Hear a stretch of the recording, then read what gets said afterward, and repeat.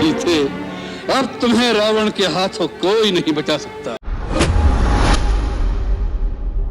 रामायण एक ऐसा महाकाव्य है जो न केवल भारतीय संस्कृति की नींव है, बल्कि जीवन के कई जरूरी पाठ भी सिखाता है। इसकी गाथाएं, पात्र और शिक्षाएं आज भी लोगों को प्रेरित करती हैं। क्या आपने कभी सोचा है कि इस ग्रंथ में कितने गहरे रहस्य छिपे हैं? रामायण की कहानी सिर्फ एक यात्रा नहीं। इसी तरह की और रहस्यमयी जानकारी प्राप्त करने के लिए हमारे चैनल ट्रू हिस्ट्री को आज ही सब्सक्राइब करें और बेल आइकॉन को प्रेस करें।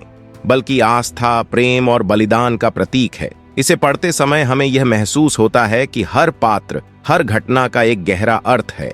दोस्तों, आज हम आपको रामायण से जुड़े उन 13 रहस्यों से अवगत कराएंगे जिन्हें आम जन बहुत कम जानता है या फिर जानता ही नहीं। हम में से अधिकांश लोगों को रामायण की कहानी पता है, लेकिन इस महाकाव्य के कुछ ऐसे भी रहस्य हैं जिनके बारे में लोगों को जानकारी नहीं है। रामायण के ऐसी ही 13 रहस्यों को उजागर कर रहे हैं। ऐसा माना जाता है कि मूल रामायण की रचना ऋषि वाल्मीकि द्वारा की गई थी, लेकिन कई संतों और वेद पंडितों जैसे तुलसीदास, संत एकनाथ आदि ने इसके अन्य संस्करणों में भी रचना की है। आज हम महाकाव्य और इस महाग्रंथ से जुड़े उन रहस्यों को उजागर करेंगे जिनके बारे में बहुत कम लोग जानते हैं। नंबर 1, रामायण के हर 1000 श्लोक के बाद आने वाले पहले अक्षर से गायत्री मंत्र बनता है। गायत्री मंत्र में 24 अक्षर होते हैं और वाल्मीकि रामायण में 24,000 श्लोक हैं। रामायण हर 1000 श्लोक के बाद आने वाले पहले अक्षर से गायत्री मंत्र बनता है। यह मंत्र इस पवित्र महाकाव्य का सार है। गायत्री मंत्र को सर्वप्रथम ऋग्वेद में उल्लेखित किया गया है। नंबर 2, राम और उनके भाइयों के अलावा राजा दशरथ एक पुत्री के भी पिता थे। श्री राम के माता पिता व भाइयों के बारे में तो प्राय सभी जानते हैं, लेकिन बहुत कम लोगों को यह मालूम है कि राम की एक बहन भी थी जिनका नाम शांता था। वे चारों भाइयों से काफी बड़ी थीं और उनकी माता कौशल्या थी। ऐसी मान्यता है कि एक बार अंग देश के राजा रोमपद और उनकी रानी वर्षणी अयोध्या आए। उनको कोई संतान नहीं थी। बातचीत के दौरान जब राजा दशरथ को यह बात मालूम हुई तो उन्होंने कहा कि मैं अपनी बेटी शांता को उन्हें संतान के रूप में दूंगा। यह सुनकर रोमपद और वर्षणी बहुत खुश हुए। उन्होंने बहुत स्नेह से उसका पालन पोषण किया और माता पिता के सभी कर्तव्य निभाए। एक दिन राजा रोमपद अपनी पुत्री से बात कर रहे थे। उसी समय द्वार पर एक ब्राह्मण आए और उन्होंने राजा से प्रार्थना की कि वर्षा के दिनों में खेती की जुताई में राज दरबार की ओर से मदद प्रदान करें। राजा को यही सुनाई दिया और वे पुत्री के साथ बातचीत करते रहे। द्वार पर आए नागरिक की याचना न सुनने से ब्राह्मण को दुख हुआ और वे राजा रोमपद का राज्य छोड़कर चले गए। वह ब्राह्मण इंद्र के भक्त थे। अपनी भक्त की ऐसी अनदेखी पर इंद्रदेव राजा रोमपद पर क्रुद्ध हुए और उन्होंने उनके राज्य में पर्याप्त वर्षा नहीं की। इससे खेतों में खड़ी फसलें मुरझाने लगीं। इस संकट की घड़ी में राजा रोमपद ऋषि श्रृंग के पास गए और उनसे उपाय पूछा। ऋषि ने बताया कि वे इंद्रदेव को प्रसन्न करने के लिए यज्ञ करें। ऋषि ने यज्ञ किया और खेत खलियान पानी से भर गए।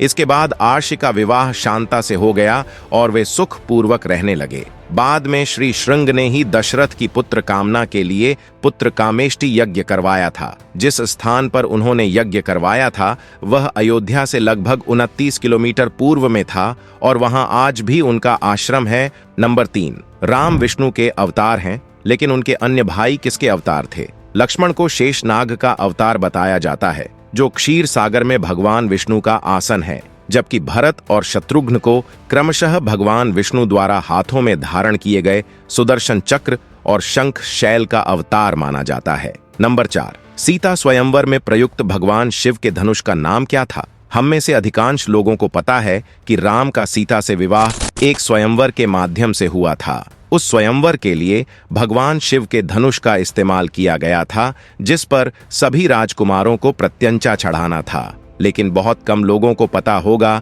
कि भगवान शिव के उस धनुष का नाम पिनाक था। नंबर 5, लक्ष्मण को गुड़ाकेश के नाम से भी जाना जाता है। ऐसा माना जाता है कि वनवास के 14 वर्षों के दौरान अपने भाई और भाभी की रक्षा करने के उद्देश्य से लक्ष्मण कभी सोते नहीं थे। इसके कारण उन्हें गुड़ाकेश के नाम से भी जाना जाता है। वनवास की पहली रात को जब राम और सीता सो रहे थे तो निद्रा देवी लक्ष्मण के सामने प्रकट हुई। उस समय लक्ष्मण ने निद्रा देवी से अनुरोध किया कि उसे ऐसा वरदान दें कि वनवास के 14 वर्षों के दौरान उन्हें नींद न आए और वह अपने प्रिय भाई और भाभी की रक्षा कर सके।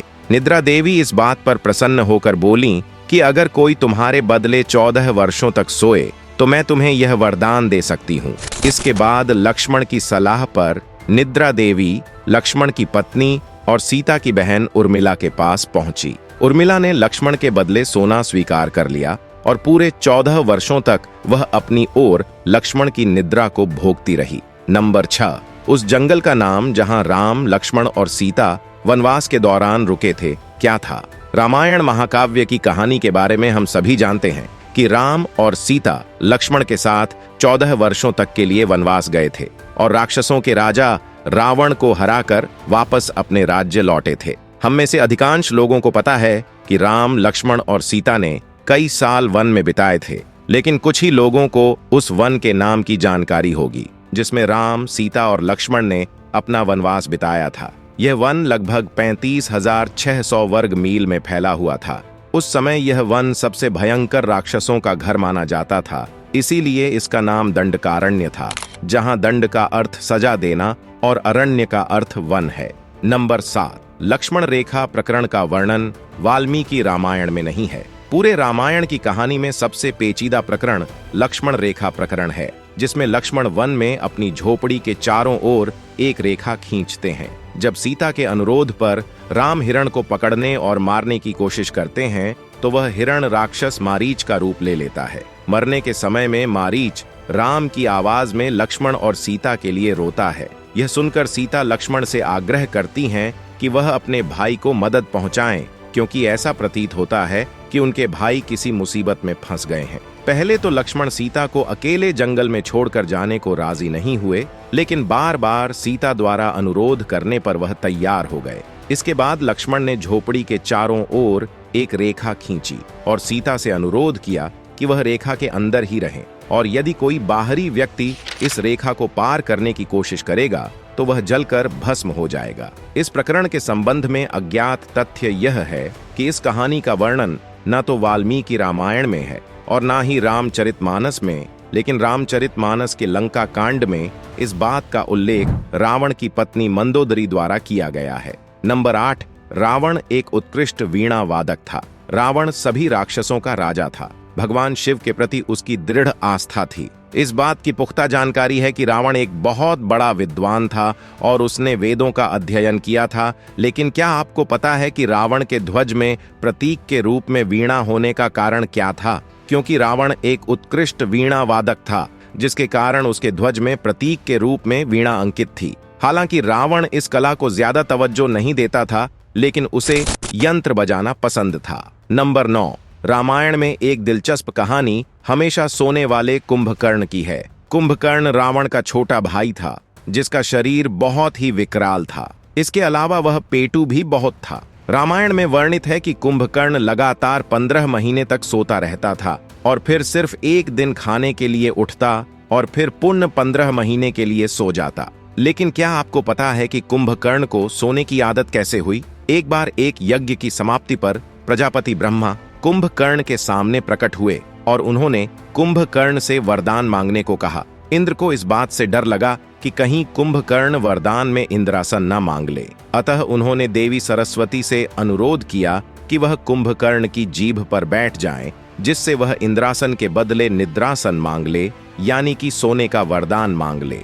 इस प्रकार इंद्र की चाल की वजह से कुंभकर्ण को सोने का वरदान प्राप्त हुआ था। नंबर 10, नासा के अनुसार रामायण की कहानी और आदम का पुल एक दूसरे से जुड़े हुए हैं। रामायण की कहानी के अंतिम चरण में वर्णित है कि राम और लक्ष्मण ने वानर सेना की मदद से लंका पर विजय प्राप्त करने के लिए एक पुल का निर्माण किया था। ऐसा माना जाता है कि यह कहानी लाखों वर्ष पहले की है। हाल ही में नासा ने एक पाक झलमरू मध्य में श्रीलंका और भारत को जोड़ने वाले एक मानव निर्मित प्राचीन पुल की खोज की है। शोधकर्ताओं और पुरातत्वविदों के अनुसार इस पुल के निर्माण की अवधि रामायण काल की है। नासा के उपग्रहों द्वारा खोजे गए इस पुल को आदम का पुल कहा जाता है और इसकी लंबाई लगभग 30 किलोमीटर है।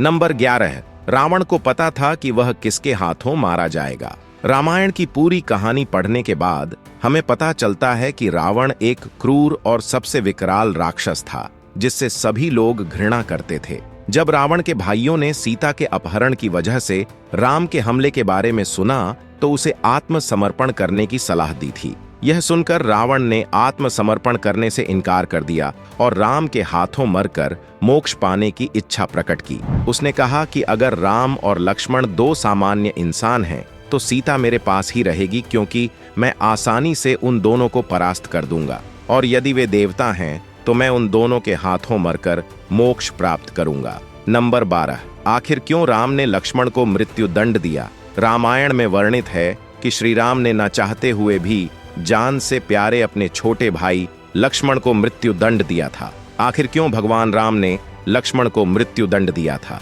यह घटना उस वक्त की है जब श्री राम लंका विजय के बाद अयोध्या लौट आए थे और अयोध्या के राजा बन गए थे। एक दिन यम देवता कोई महत्वपूर्ण चर्चा करने के लिए श्री राम के पास आए। चर्चा प्रारंभ करने से पूर्व उन्होंने भगवान राम से कहा कि आप मुझे वचन दें, जब तक मेरे और आपके बीच वार्तालाप होगी हमारे बीच कोई नहीं आएगा, और जो आएगा उसे आप मृत्यु दंड देंगे। इसके बाद राम लक्ष्मण को यह कहते हुए द्वारपाल नियुक्त कर देते हैं कि जब तक उनकी और यम की बात हो रही है वह किसी को भी अंदर ना आने दे, अन्यथा वह उसे मृत्यु दंड देंगे। लक्ष्मण भाई की आज्ञा मानकर द्वारपाल बनकर खड़े हो गए। लक्ष्मण को द्वारपाल बने कुछ ही समय बीता था कि वहां पर ऋषि दुर्वासा का आगमन हुआ। जब दुर्वासा ने लक्ष्मण से अपने आगमन के बारे में राम को जानकारी देने के लिए कहा तो लक्ष्मण ने विनम्रता के साथ मना कर दिया। इस पर दुर्वासा क्रोधित हो गए और उन्होंने संपूर्ण अयोध्या को श्राप देने की बात कही। लक्ष्मण ने शीघ्र ही यह निश्चय कर लिया कि उन्हें स्वयं का बलिदान देना होगा ताकि वह नगरवासियों और ऋषि के श्राप से बच सकें, और उन्होंने भीतर जाकर ऋषि दुर्वासा के आगमन की सूचना दी। अब श्री राम दुविधा में पड़ गए, क्योंकि उन्होंने अपने वचन के अनुसार लक्ष्मण को मृत्यु दंड देना था। इस दुविधा की स्थिति में श्री राम ने अपने गुरु वशिष्ठ का स्मरण किया और कोई रास्ता दिखाने को कहा। गुरुदेव ने कहा कि अपनी किसी प्रिय वस्तु का त्याग उसकी मृत्यु के समान ही है, अतः तुम अपने वचन का पालन करने के लिए लक्ष्मण का त्याग कर दो। लेकिन जैसे ही लक्ष्मण ने यह सुना तो उन्होंने राम से कहा कि आप भूल कर भी मेरा त्याग मत करना। आपसे दूर रहने से अच्छा है कि मैं आपके वचन का पालन करते हुए मृत्यु को गले लगा लूं। ऐसा कहकर लक्ष्मण ने जल समाधि ले ली।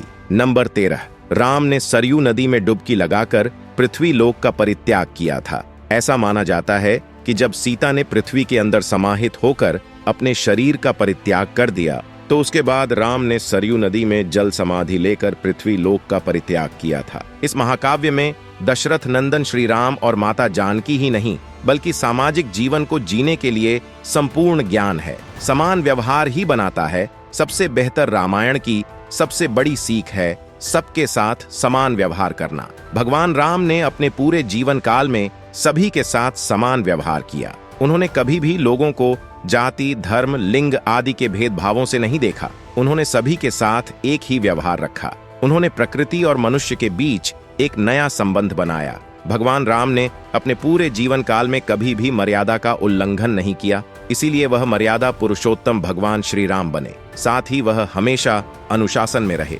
अनुशासन सुखी जीवन के लिए बहुत महत्वपूर्ण है। मर्यादाएं जीवन में आने वाले संघर्षों से जूझने की शक्ति देती हैं और भटके राही के लिए दिशा सूचक यंत्र बनती हैं। सुखमय जीवन के लिए मर्यादा और अनुशासन बहुत जरूरी है। आशा करता हूं हमारी आज की वीडियो आपको पसंद आई होगी और इस वीडियो को ज्यादा से ज्यादा लाइक करें ताकि सभी को इस सच्चाई के बारे में पता चल सके। अपने दोस्तों और रिश्तेदारों के साथ इसे अधिक से अधिक शेयर करें। आज की वीडियो में बस इतना ही। फिलहाल हम आपसे विदा लेते हैं। आगे भी ऐसी ही वीडियो देखने के लिए हमारे चैनल को सब्सक्राइब करना न भूलें। हम इसी चैनल पर लगातार ऐसी ही वीडियो के साथ आपके सामने आएंगे। Thanks for watching.